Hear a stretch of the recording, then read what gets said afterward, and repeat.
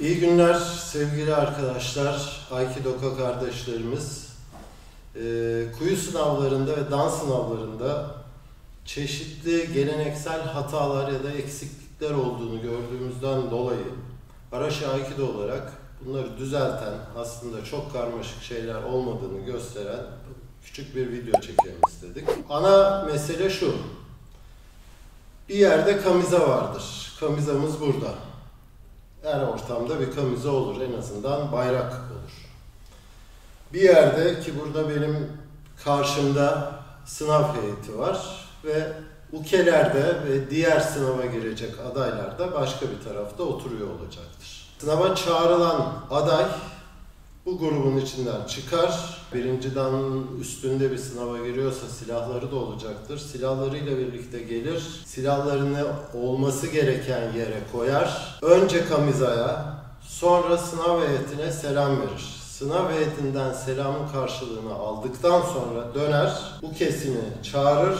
Sadece bakışlarıyla çağırır. Selamlaşırlar. Uke de gelir. Gene aynı şekilde kamizaya ve sınav heyetine selamını verir.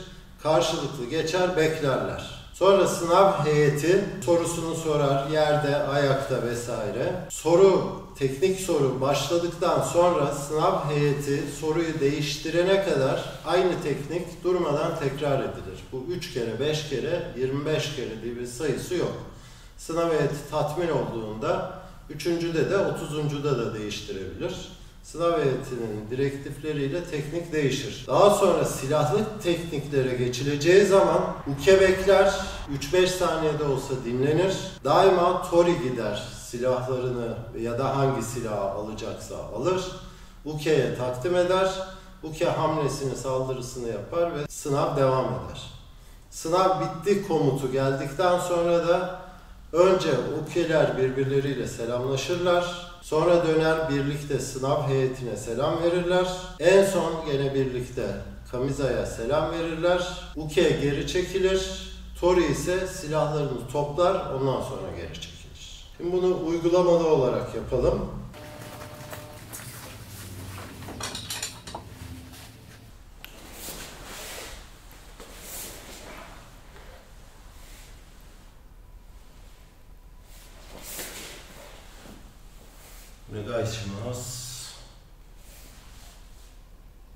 Ukemi almamla ilgili işaret aldım.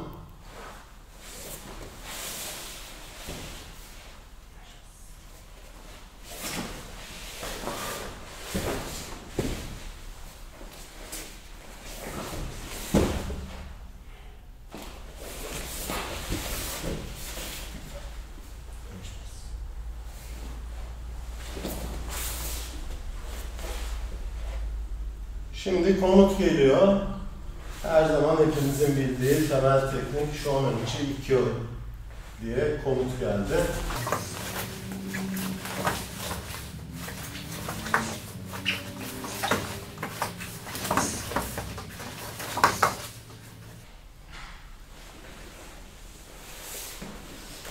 Dur komutu geldiği için durduk. Yeni komut geldi. Ayakta bir teknik istendi. Kalktık. Her ikimizin de pozisyonu daima bu olacak. Bu değil. Bu değil. Daima bu. Teknik istendi, başladık yapmaya.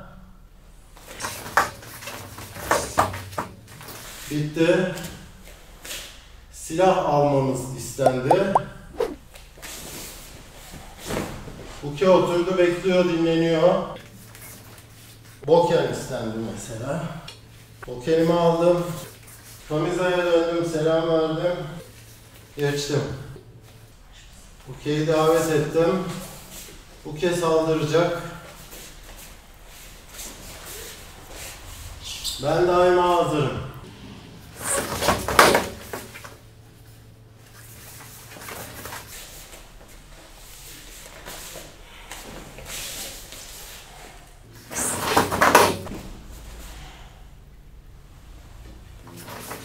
Teknik çalışmamız bitti. Silahımı aldım.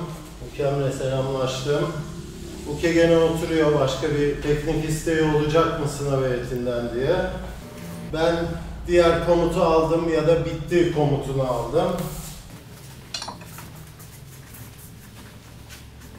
Bukem'le selamlaştım. Döndük sınav heyetine, selam verdik. Ömize'ye selam verdik. Selamlaştık. Buke çekiliyor. Sınav ayındayı silahlarını aldı. Tekrar selamını verdi. Ve kenarda olmak üzere çekilip yerine oturdu. Sınavın genel gidişatı bu. Ama arada bazı şeylere de dikkat çekmek istiyorum. Dans sınavına giren bir Aikidoka üstünü başını sınav sırasında düzeltmemeli. Örneğin şöyle şeyler olmamalı.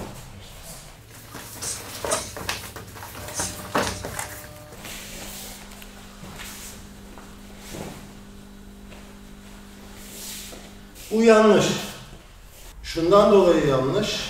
Artık siyah kuşak ve üstü seviyedeyiz. Üstünü başını dağıtacak, darmadağın edecek şekilde teknik yapıyorsan zaten bir şeylerin eksik demektir. Üstünü başını dağıtmaması lazım. Her zaman bu toplulukta başlayıp bu şekilde de sınavı bitirebiliyor olması lazım.